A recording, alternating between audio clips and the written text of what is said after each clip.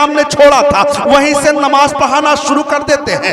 उधर किले के ऊपर छल्ले पर तीर चलाया जा रहा है कि कमांडर देखता है, कहता है खबरदार खबरदार, हरगिज हरगिज इन पर तीर मत चलाना, ये कोई इंसान नहीं है बल्कि ये तो देवता है देवता। अगर इंसान होते तो जानते बूझते हुए मौत को अपने गले ना लगाते, ये मुसल्ले इमाम पर ना पड़ते, इन पर तीर ना चलाना, ये देवता है देवता। मगर औरंगजेब आलमगीर रुकू और सजदा करके बता रहे हैं कि मैं देवता नहीं हूँ, लेकिन अल्हम्दुलिल्लाह देवता तो नहीं हूँ, अल्लाह का एक बंदा हूँ, मगर कई तुम जैसे इन जैसे कई देवताओं से मैं अफजलो आला हूँ। सुभान अल्लाह सुभान अल्लाह। औरंगजेब आलमगीर रहमतुल्लाह अलैह नमाज से फारिग होते हैं, सलाम फेरते हैं, क्या देखते हैं किले गोलखंडा का दरवाजा खुल जाता है, कमांडर आगे है, उसके पीछे उसकी फौज है, उसके पीछे उसकी रियाया है। सरकार ये लीजिए, ये किले गोलखंडा का दरवाजा, ये चाबी है, दरवाजे की चाबी है, ये लीजिए, ये बैतुल माल की चाबी है, ये लीजिए, ये खजाने की चाबी है, ये लीजिए, ये शाही तख्त की चाबी है। औरंगजेब की बारगाह में सब पेश कर रहे हैं, इसको भी ले लो, इसको भी ले लो, इसको भी ले लो। औरंगजेब आलमगीर फरमाते हैं सुनो, हमें जंगो जिदाल करना आता है, हमें कत्लो क़िताल करना आता है, ये तुम हमें चाबियां दे रहे हो, इसके बदले में क्या चाहते हो? उन लोगों ने कहा सरकार इसके बदले में हम कुछ नहीं चाहते हैं, हम सिर्फ इतना चाहते हैं इसके बदले में कि मुझे अपने जैसा बना लिया जाए, अपने जैसा बना लिया जाए। हमने जान लिया है, हमने मान लिया है, हमने पहचान लिया है कि तुम सच्चे हो, तुम्हारा धर्म सच्चा है, तुम्हारा इस्लाम सच्चा है, निजाम इस्लाम सच्चा है। अरे बाबा जब तुम्हारे सजदे की तकद्दुस और पाकीज़ी का ये आलम है तो अहमद मुख्तार का आलम क्या होगा?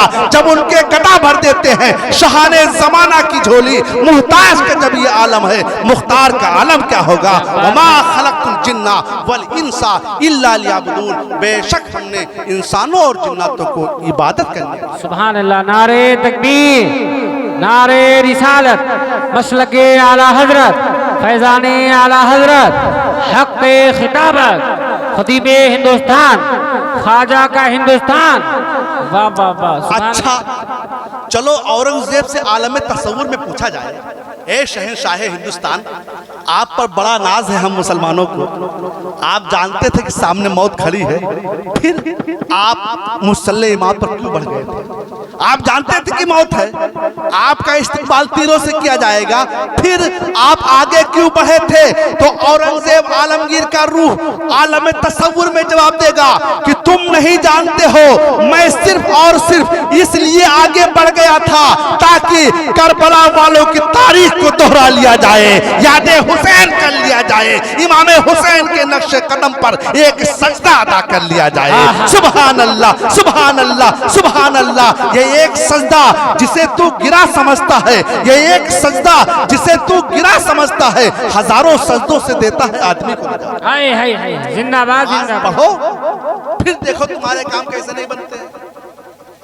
लेकिन ये जमाना ऐसा है कि बच्चों से कहा जाए भैया नमाज पढ़ो, तो कहते अब्बा से कहो, वो तो जवान है, उनसे कहो भैया नमाज पढ़ो, तो कहते हुजूर अभी जवानी है, कर लूँ खताए जी भर के, खुदा फिर जाने की उम्र रवा मिले न मिले।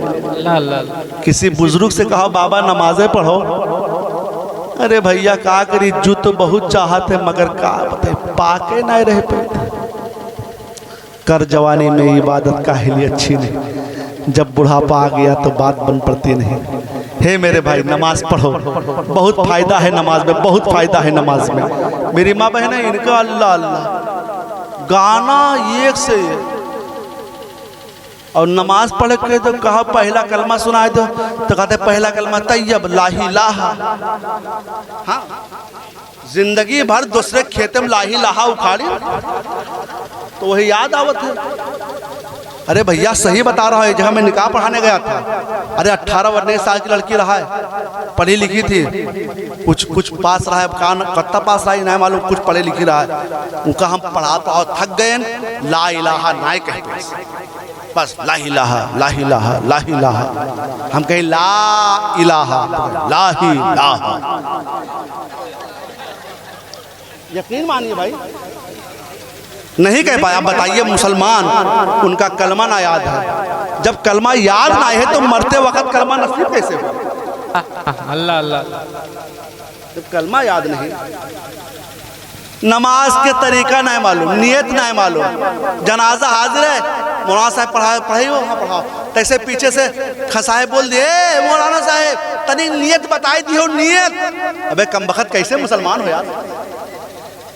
ये मुसलमान नियत बताई दी हो, नियत। अबे नियत तुम नहीं जानते, नियत तुम्हारा नहीं दुरुस्त है, तुमको नियत नहीं मालूम है। ईद मौलाना साहब नियत, इमाम साहब नियत बता दो, नियत। अबे जिंदगी भर नहीं याद कर पाए, उस वक्त याद कर लोगे? जिंदगी भर नहीं याद कर पाए, उस वक्त मौलाना साहब का नियत की मैं 4 रकात नमाज जनाजा वास्ते अल्लाह ताला, सना वास्ते अल्लाह ताला के, दुरूद वास्ते रसूलुल्लाह सबके, दुआ वास्ते इस मैयत के पीछे इमाम को का शुक्र लो। अब बस अब जहाँ ऊपर से फरिश्ते बुलावत है। मैं कमबख्त कब सुधरोगे? कब तुम्हारे अंदर सुधार आएगा? कब तुम अल्लाह के रास्ते पर आओगे? कब तुम अपने आप को जो है समझोगे कि मुसलमान हो? मुसलमान हे, मुसलमान की शान अल्लाह अल्लाह। समंदर में कूद गए थे मुसलमान, ना कश्ती थी ना पुल, और अल्लाह ने पार लगा दिया। तारीख पढ़ो तो पता चले ना अपने बाप दादा की। लेकिन तारीख पढ़ा था राहुल द्रविड़ काहे संन्यास ले ली। सचिन तेंदुलकर ने कितने रन बना करके खेलना बंद किया। अमिताभ बच्चन अभी तक फिल्म काहे बनावत है। यूं तारीख सबका मालूम है, ये तारीख सबको मालूम है। लेकिन इससे अगर पूछ लिया जाए कि इस्लाम का वो कौन सा सिपह सालार है जिसको रसूलुल्लाह सल्लल्लाहु अलैहि वसल्लम ने आमीनुल उम्मत कहा है, नहीं पता। अल्लाह अल्लाह। अगर पूछा जाए इस्लाम का वो कौन सा बहादुर है जिसको सरकार ने सैफुल्लाह कहा है, बहुत कम लोग बता पाएंगे। कब बताओगे? कब सुधरोगे? कब जानोगे? मेरे भाई, जगह जगह के तुम्हें थक चुके हैं अंजामे। मुसाफिरों अपना कारवां बदल डालो। सोचो, गौर करो, तुम क्या थे क्या हो गए। साद इब्न अबी वक़ास रज़ियल्लाहु तआला अन्हु ने ईरान को जो फतेह किया, जब ईरान को फतह करने के लिए जा रहे थे, रास्ते में दरियाए नील हायल है। अब परेशान हो गए, मुसलमानों को इकट्ठा किया और कहा एक बात बताओ, अगर हम पुल बनाते हैं लकड़ी काट करके तो 6 महीना लगेगा, अगर हम लकड़ी काट करके नाव बनाते हैं तो 3 महीना लगेगा। अब बताओ हम क्या करें, नाव बनाए या पुल बनाए? मुसलमानों ने मशवरा दिया, ए अमीर लश्कर एक बात बताओ, हम कहाँ जा रहे हैं? कहा दीन इस्लाम की तबलीग के लिए जा रहे हैं। हम कहाँ जा रहे हैं? इस्लाम के रास्ते पर जा रहे हैं, इस्लाम को फैलाने के लिए जा रहे हैं। तो पुल की क्या जरूरत है, कश्ती बनाने की क्या जरूरत है? अल्लाह का नाम लेकर के दरिया में कूद जाओ, अल्लाह पार लगा देगा। कैसे मुसलमान थे, कितना पक्का उनका ईमान था, कैसे लोग थे वो। जब इस तरीके से कहा तो सबसे पहले साद इब्न अबी वक़ास ने अपने घोड़े को दरिया में डाल दिया। अब उनकी देखा देखी उनकी पूरी फौज, जिसके पास घोड़े हैं वो घोड़ों को डाल रहा है, जिसके पास ऊंट है वो ऊंटों को डाल रहा है, जिसके पास खच्चर है वो खच्चर को डाल रहा है, और जो पैदल है वो अपने आप को डाल रहा है। तैरना आता है तो डाल रहा है, नहीं तैरना आता है तब भी कूद रहा है। कसम खुदा की, तारीख बताती है सारे मुसलमान इस पार से उस पार हो गए, किसी का कोई सामान गुम नहीं हुआ। एक साहब थे जिनका जो है लकड़ी का एक कटोरा था, जिसको हम लोग पहले कठौती कहते थे, अब तो कठौती खत्म हो गई है, अब तो तसला चल गया है आटा गूंदने वाला। उस वक्त वो कठौती उनके पास थी। उन्होंने अर्ज किया, ए अमीर लश्कर साद इब्न वक़ास सुनो, मेरे पास लकड़ी का एक प्याला था जिसमें हम आटा को गूंदते थे, जिसमें कभी कभी हम सत्तू घोल लेते थे और पी जाते थे, कभी कभी उसमें हम खाना खाते थे। वो मेरा लकड़ी का प्याला दरिया में गिर गया है, वो दरिया में गुम हो गया है, वो दरिया में गायब हो गया है। इतना सुनना था कि साद इब्न अबी वक़ास ने दरिया की तरफ मुंह किया और कहा, ए दरिया, तुझे मालूम नहीं है हम रसूलुल्लाह के दीन की तबलीग के लिए जा रहे हैं। सुन, हमारे एक साथी का प्याला तुझ में रह गया है, उसे वापस कर दे, वरना कल मैदाने महशर में, तावरे महशर के सामने तेरी शिकायत कर दूंगा। इतना कहना था कि दरिया में उबाल आता है और उनके साथी का प्याला दरिया के बाहर हो जाता है। सुभान अल्लाह, सुभान अल्लाह। ये मुसलमान है कि जुबान से कह रहे हैं तो दरिया पर असर आ रहे हैं। एक हम मुसलमान हैं कि अपने लड़का से कहते हैं ए भैया इधर आओ, क्या टर्टल लगाए हो आई थे। एक हम भी मुसलमान अपने लड़का से कहते हैं बेटा इधर आओ, आई थे, अरे आना, काहे मरे जाते हो, आई नहीं है। 10 साल का लड़का ये कह रहा है, काहे ना कहा। हम अपने अब्बा का कहा, हमने अपने अब्बा को कहा तो हमारा लड़का कह रहा है न कर सास बुराई तोहरे वागे। देहात में कहा जाते ना, न कर सास बुराई तोहरे वागे। सही बात है। आज तुम सास कर जाए तो एक पीढ़ी सुधर सकती है। घर में एक औरत अगर सुधर जाए तो घर जन्नत का नमूना बनता है। मगर ये सुधरेंगी कहां। मेला ठेला है,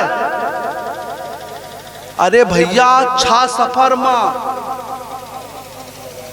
खैराबाद में ये कहो लॉकडाउन लाग नहीं, 10-15 बसें जाते। अब वहां 10 मर्द है तो 60 औरतें हैं। पता नहीं इनका कहावत है मजा। ए मेरी माँ बहनों सुनो, तुम घर से बाहर कदम निकालती हो फरिश्ते लानत भेजना शुरू कर देते हैं। बिला जरूरत तुम अपने मायके भी ना जाओ,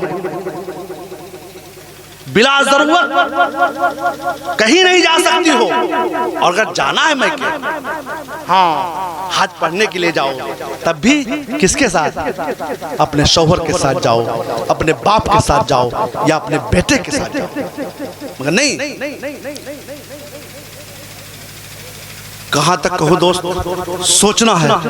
मेरी माँ बहनों सुनो, तुम्हें सजना संवरना है तो अपने शौहर के लिए, बाजार जाने के लिए नहीं, मेला ठेला जाने के लिए नहीं। मेला ठेला गाजी बाबा के यहाँ या मलंग बाबा के यहाँ या जो भी बाबा हो, किसी बाबा के यहाँ औरतों को जाना हरगिज हरगिज जायज ही नहीं है। अगर जायज है तो मदीना शरीफ कब्र रसूल तक जाना जायज है। अब ये फातिहा मानत है। अगर फलनिया के लड़का बा तो हम एक बकरा गाजी बाबा के ले जीवे। अल्लाह ने दे दिया लड़का, बकरा लेके कि पूरा ट्राली भर के और खुद बनाए ना खुद उड़ाई दी, खुद बनाया और खुद खा लिया, गरीबों को खिलाया नहीं। ये मन्नत न मारो मेरी माँ बहनों। अगर मन्नत तुम्हें माननी है तो कहो अगर अल्लाह ताला ने फला को बेटा दे दिया तो मैं रब की रजा के लिए 50 रकात नफिल पढ़ूंगा। अगर अल्लाह ने फला काम कर दिया, बना दिया, तो मैं रब की रजा के लिए 2 नफली रोजे रखूंगी। ये मन्नत मानो नहीं, ये मन्नत नहीं मानती है। खाने पीने वाला मन्नत, घूमने फिरने वाली मन्नत, ये मन्नत मानना तो जायज नहीं। और बाज औरतें इतनी बेहया हो गई हैं कि मुहर्रम का महीना आता है बस वो चौकी भर नहीं लेते, मन्नत मानते चौकी माज़अल्लाह। और मर्द भी बेवकूफ है, ये पैगाह बनते हैं। मैं कहा यार दस्तूर है कि खड़े खड़े मुंह तो खड़े खड़े हक दो, कहाँ लिखा? हजरत उमर साहब के पैर में फूला था, खड़े खड़े पेशाब कर रहे थे। सरकार ने देखा, बुलाया, डांटा, हे उमर ये जायज नहीं है। अर्ज कहा या रसूलल्लाह मजबूरी है, मजबूरी है।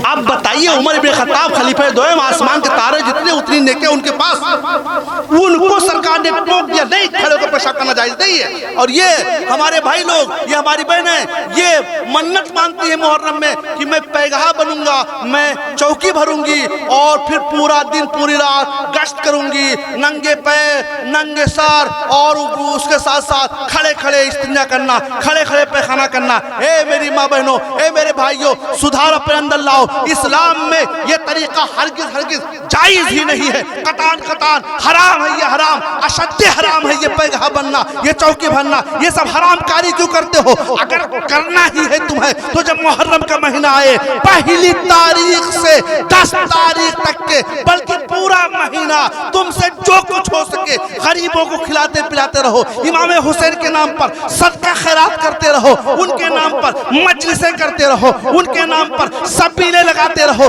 जिसमें तुम्हारा फायदा है वो काम करते नहीं हो, जिसमें तुमको अजाब है वो काम करते हो। और कहते हम हुसैनी हैं, या हुसैन या हुसैन। हुसैन का दामन नहीं छोड़ेंगे। कम वक्त तूने पकड़ा कहाँ है दामन? तो हुसैन का उस वक्त तुमसे ना छूटता जब तुम 5 वक्त नमाजी हो। इमाम हुसैन तो उन्होंने जुल्म के आगे सर को नहीं झुकाया है, और तुम तो खुद जुल्म करते हो नजर। भैया आप लोगों का चेहरा बहुत मुरझाएगा है, हमें तो हमारा तो मुरझाएगा। अगर इतने शौक रहा है तो पहले बुलवा लीजिए। काफी थक गए हैं भैया, ऐसा तुम लोग ना थके हो, हम थक गए हैं और शायर लोग बहुत हैं। अगर आप लोग ना थके हो तो मुशायरा शुरू करवा दें। हाँ ये दिए शायर साहब कहे 3 बज गए हैं, इनकी एक मनकबत नात हो जाएगी, फिर हमारे ताज भाई इनकी नात हो जाएगी, और वो हमारे अजमेर भाई काम करते हैं, वो अकारी साहब बैठे उनकी हो जाएगी। इस तरीके से मुशायरा हो जाएगा, नातिया मुशायरा। ठीक है भाई, हैं? अल्लाह ताला पहले हमको फिर आपको अमल करने की तौफीक अता फरमाए। अल्लाह करे हम सब पक्के नमाजी बन जाएं। कहो आमीन कह दो। ये मेरे भाई नमाज पढ़ो, नमाज अफजलुल इबादत है, नमाज शान बंदगी है, नमाज वक़ार ज़िंदगी है, नमाज मिराज मोमिन है, नमाज रसूलुल्लाह की आंखों की ठंडक है, नमाज कब्र में काम आएगी, नमाज मैदान महशर में काम आएगी, नमाज खुदा से तुम्हें बख्शवाएगी, नमाज खुदा से तुम्हें जन्नत दिलाएगी, नमाज रोज़े महशर की जा गुदास बुअत अव्वली पुरुष से नमाज बुअत। नमाज अफजलुल इबादत है, नमाज से बढ़कर कोई इबादत नहीं। हर मुसलमान मर्द व औरत आकिल बालिग पर नमाज पढ़ना फ़र्ज़ है। नमाज का मुनकिर काफिर है, लिहाजा नमाज पढ़िए। आप नमाज पढ़ेंगे आपकी बुराइयां खुद ब खुद आपसे दूर होती जाएंगी।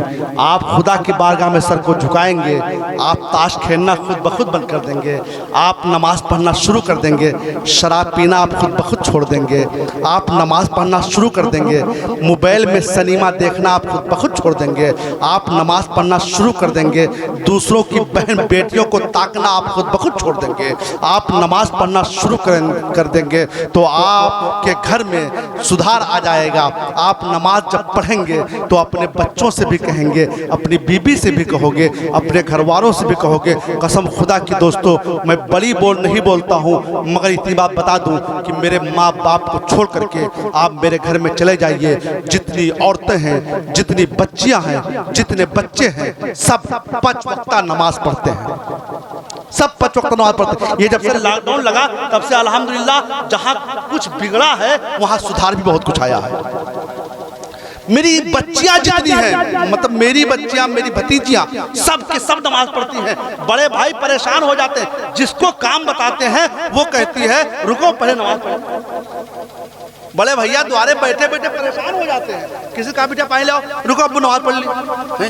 वो एक दम से कहते हैं मौलाना क्या तुमने बना दिया है, जे देखो ते सजदे में पढ़ रहा थे, जे देखो ते कुरान पढ़ रहे थे। हमने कहा दादा जब कोई काम है ही नहीं तो यही काम करते, जब कोई काम है ही नहीं, भाई खाना बनाना है, खाना बनाना तो ये काम करें। अब बताइए मेरे भाई नमाज से कितना फ़ायदा है, कितना फ़ायदा है। कसम खुदा की दोस्तों, नमाज का फ़ायदा अगर जानना है तो सरकार की नमाज को देखो। सरकार बख्शे बख्शाए हैं, मासूम अनिल खता हैं, उनके सदक़े में बहुत से लोग बख्शे जाएंगे। मगर उनकी नमाज का आलम यह है कि जब वो खड़े होते थे तो कदम शरीफ सूज जाता था, वरम आ जाता था। उनकी नमाज देखिए, जो हैं शफीउल मुज़नबी, शाम को खड़े हुए, सुबह किया नमाज में। अब बताइए रसूल अल्लाह इस तरीके से नमाज पढ़ रहे हैं। सहाबा ने अर्ज किया था या रसूल अल्लाह आप तो बख्शे बख्शाए हैं, आपके सदक़े में हम लोग बख्शे जाएंगे, फिर आप इस तरीके से नमाज क्यों पढ़ते हैं?